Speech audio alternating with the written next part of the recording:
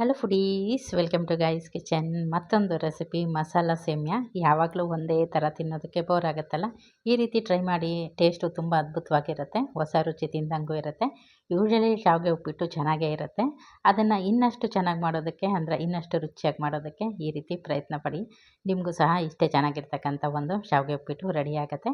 ಅದಕ್ಕಾಗಿ ನೋಡಿ, ಇಲ್ಲಿ ನಾನು ಕಡಲೆಕಾಯಿ ಎಣ್ಣೆನ ಬಳಸ್ಕೊಂಡಿದ್ದೀನಿ. ಒಂದು ಅರ್ಧ ಸ್ಪೂನಷ್ಟು ಜೀರಿಗೆ ಸೇರಿಸ್ಕೊಂಡಿದ್ದೆ. ಜೀರಿಗೆ ಸ್ವಲ್ಪ ಅರಳಿದ್ದಾದಮೇಲೆ ಇದಕ್ಕೆ ಈರುಳ್ಳಿ, ಹಸಿಮೆಣಸಿನ್ಕಾಯಿ ಹಾಗೆ ಕರಿಬೇವನ್ನು ಸೇರಿಸ್ಕೊಂಡಿದ್ದೀನಿ. ಇದನ್ನು 1 ನಿಮಿಷ ತನಕ ಫ್ರೈ ಮಾಡ್ಕೊಳ್ಳೋಣ. ಈರುಳ್ಳಿ ಸ್ವಲ್ಪ ಬೇಯಬೇಕು. ಅದಾದ ನಂತರ ಶುಂಠಿ ಮತ್ತು ಬೆಳ್ಳುಳ್ಳಿ ಪೇಸ್ಟನ್ನು ಸೇರಿಸ್ಕೊಂಡಿದ್ದೀನಿ. ಹೋಮ್ ಮೇಡು ಈ ರೀತಿ ಮಾಡಿಟ್ಕೊಂಡ್ರೆ 6 ಮಂತ್ಸ್ವರೆಗೂ ಸ್ಟೋರ್ ಆಗುತ್ತೆ. ಈ ರೆಸಿಪಿನ ನಾನು ಆದಷ್ಟು ಬೇಗ ಶೇರ್ ಮಾಡ್ತೀನಿ, ನಿಮಗೂ ಹೆಲ್ಪ್ ಆಗ್ಬೋದು. ತುಂಬ ಜನ ವರ್ಕಿಂಗ್ ವುಮೆನ್ಸ್ ಇರ್ತಿರಲ್ಲ, ಒಮ್ಮೆ ಯಾವಾಗಲಾದರೂ ನೀವು ಮಾಡಿಟ್ಕೊಂಡ್ರೆ 6 ಮಂತ್ಸ್ವರೆಗೂ ಟೆನ್ಷನ್ ಇರಲ್ಲ. ಆಚೆ ತರೋದು ಎಷ್ಟು ಹೈಜಿನ್ನಾಗಿ ಮಾಡ್ತಾರಂತ ದೇವ್ರಿಗೆ ಗೊತ್ತು ಅಲ್ವಾ. ಹಾಗಾಗಿ ಮನೆಯಲ್ಲೇ ಮಾಡ್ಕೊಳ್ಳೋಕ್ಕೆ ಪ್ರಯತ್ನ ಪಡಿ ಅಂತೀನಿ. ನೋಡಿ, ಈರುಳ್ಳಿ ಚೆನ್ನಾಗಿ ಬೆಂದಿದೆ. ಈಗ ಶುಂಠಿ ಬೆಳ್ಳುಳ್ಳಿ ಪೇಸ್ಟಲ್ಲಿರ್ತಕ್ಕಂಥ ಹಸಿ ವಾಸನೆ ಎಲ್ಲ ಹೋಯಿತು. ಅದಾದ ನಂತರ ಇದಕ್ಕೆ ಸ್ವಲ್ಪ ತರಕಾರಿನ ಆ್ಯಡ್ ಮಾಡ್ಕೊತಾ ಇದ್ದೀನಿ. ಬೀನ್ಸು ಹಾಗೆ ಕ್ಯಾರೆಟು ಎರಡನ್ನೂ ಸೇರಿಸ್ಕೊಂಡಿದ್ದೀನಿ. ಇದನ್ನು ಅಷ್ಟೇ 1 ನಿಮಿಷದ ತನಕ ಫ್ರೈ ಮಾಡ್ಕೊಳ್ಳೋಣ. ಇದು ಫ್ರೈ ಆಗಿ ಆದಮೇಲೆ ಇದಕ್ಕೆ ಹಸಿ ಬಟಾಣಿ 1/4 ಕಪ್ಪಷ್ಟು ಸೇರಿಸ್ಕೊಂಡಿದ್ದೀನಿ. ಮತ್ತೊಮ್ಮೆ ಇದನ್ನು ಫ್ರೈ ಮಾಡ್ಕೊಳ್ಳೋಣ. ಹಾಗೆ ರೆಡಿ ಮಿಕ್ಸಲ್ಲಿ ನೀವು ತರಕಾರಿನೂ ಸಹ ಆ್ಯಡ್ ಮಾಡ್ಕೊಬೋದು. ಕ್ಯಾರೆಟ್ ಆ್ಯಡ್ ಮಾಡ್ಕೊಬೋದು, ಸಣ್ಣದಾಗಿ ಹೆಚ್ಚಿಬಿಟ್ಟು 3 ನಿಮಿಷದಲ್ಲಿ ಅದು ಬೆಂದೋಗ್ಬಿಡುತ್ತೆ. ಹಾಗೆ ನೋಡಿ, 1 ಅರ್ಧ ಟೊಮೊಟೊ ಸೇರಿಸ್ಕೊಂಡಿದ್ದೀನಿ. ಹಾಗೆ ರುಚಿಗೆ ತಕ್ಕಷ್ಟು ಕಲ್ಲುಪ್ಪನ್ನು ಬಳಸಿದ್ದೀನಿ. ನೀವು ನಿಮ್ಮ ಮನೇಲಿ ಯಾವ ಉಪ್ಪನ್ನು ಬಳಸ್ತೀರಾ ಅದನ್ನು ಹಾಕ್ಕೊಬೋದು. ಈ ಉಪ್ಪು ಹಾಕೋದ್ರಿಂದ ಟೊಮೊಟೊ ಬೇಗನೆ ಬೆಂದೋಗ್ಬಿಡುತ್ತೆ. ಹಾಗಾಗಿ ನೋಡಿ, 1 ನಿಮಿಷದಲ್ಲಿ ಇದು ಫ್ರೈ ಆಯಿತು. ಈಗ ಸ್ಪೈಸಸ್ನ ಆ್ಯಡ್ ಮಾಡ್ಕೊಳ್ಳೋಣ. ಅದಕ್ಕಾಗಿ 1/4 ಸ್ಪೂನಷ್ಟು ಅರಿಶಿಣದ ಪುಡಿ, ಹಾಗೆ ಅರ್ಧ ಸ್ಪೂನು ಚಿಲ್ಲಿ ಪೌಡರ್ನ ಸೇರಿಸ್ಕೊಂಡಿದ್ದೀನಿ. ಒಂದೇ ಒಂದು ಹಸಿಮೆಣ್ಸಿನ್ಕಾಯಿ ಹಾಕಿರೋದ್ರಿಂದ ನಾನಿಲ್ಲಿ ಚಿಲ್ಲಿ ಪೌಡರ್ನ ಹಾಕ್ಕೊಂಡಿದ್ದೀನಿ.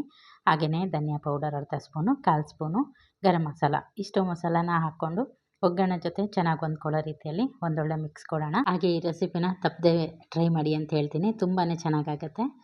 ರೆಸಿಪಿ ನೋಡೋದಕ್ಕೆ ಟೈಮ್ ವೇಸ್ಟ್ ಮಾಡಿರ್ತೀರಲ್ವ, ಅದೇ ಟೈಮ್ನ ರೆಸಿಪಿ ಮಾಡೋದಕ್ಕೆ ಹಾಕ್ಕೊಂಡ್ರೆ ನಿಮ್ಗೆ ಹೊಸ ರುಚಿ ತಿಂದಂಗೂ ಆಗುತ್ತೆ. ಇಲ್ಲಾಂದರೆ ರೆಸಿಪಿ ನೋಡಿ ಏನು ಪ್ರಯೋಜನ ಅಲ್ವಾ.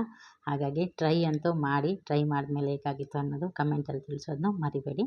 ಹಾಗೆ ನೋಡಿ, ನಾವು 1 ಕಪ್ಪಷ್ಟು ಇಲ್ಲಿ ಶಾವಿಗೆ ತೊಗೊಳ್ತಾ ಇರೋದು. ಅದಕ್ಕೆ ನೀರು 1 ಕಪ್ಪಿಗೆ 1 ಮುಕ್ಕಾಲು ಕಪ್ಪಷ್ಟು ನೀರನ್ನ ಸೇರಿಸ್ಕೋಬೇಕಾಗತ್ತೆ.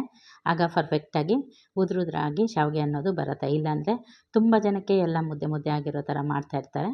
ನೀವು ಈ ಮೆಜರ್ಮೆಂಟ್ನ ಫಾಲೋ ಮಾಡಿ, ಪರ್ಫೆಕ್ಟಾಗಿ ನಿಮಗೂ ಬರುತ್ತೆ. ಈಗ ನೋಡಿ, ನೀರು ಕುದಿಲಿಕ್ಕೆ ಸ್ಟಾರ್ಟ್ ಆಯಿತು. ಹಾಗೆ ಕೊತ್ತಂಬರಿ ಸೊಪ್ಪು ಹಾಕ್ಕೊಂಡಿದ್ದೆ 1 ಹಿಡಿಯಷ್ಟು. ಈಗ ಮುಂಚೆನೇ ಫ್ರೈ ಮಾಡಿಟ್ಟಿರ್ತಕ್ಕಂಥ ಶಾವಿಗೆನೂ ಸಹ ಸೇರಿಸ್ಕೊಂಡು ಇದನ್ನೊಮ್ಮೆ ಮಿಕ್ಸ್ ಮಾಡಿಬಿಡೋಣ. ಚೆನ್ನಾಗಿದು ಮಿಕ್ಸ್ ಮಾಡಿ ಆದಮೇಲೆ ಒಂದು ಲಿಡ್ನ ಕ್ಲೋಸ್ ಮಾಡಿಬಿಟ್ಟು 3 ಮಿನಿಟ್ಸ್ವರೆಗೂ ಇದನ್ನು ಚೆನ್ನಾಗಿ ಲೋ ಫ್ಲೇಮಲ್ಲಿ ಕುಕ್ ಮಾಡ್ಕೋಬೇಕಾಗತ್ತೆ.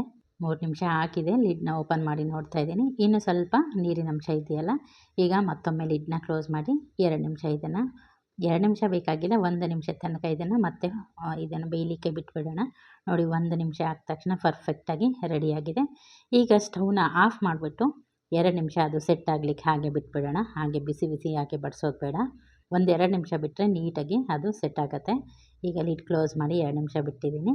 ಇದಾದ ನಂತರ ಸೀದಾ ಇದನ್ನು ತಟ್ಟೆಗೆ ಬಡಿಸ್ಕೊಂಡು ತಿನ್ನೋದೇ ಸೂಪರಾಗಿರುತ್ತೆ. ಒಮ್ಮೆ ಟ್ರೈ ಮಾಡಿ ಆದಮೇಲೆ ಹೇಗಾಗಿತ್ತು ಅನ್ನೋದು ತಿಳಿಸೋದನ್ನ ಮರಿಬೇಡಿ. ಹಾಗೆ ರೆಸಿಪಿ ಇಷ್ಟ ಆಯಿತು ಅಂದರೆ ಒಂದು ಲೈಕ್ ಮಾಡೋದನ್ನು ಸಹ ಮರಿಬೇಡಿ. Thank you.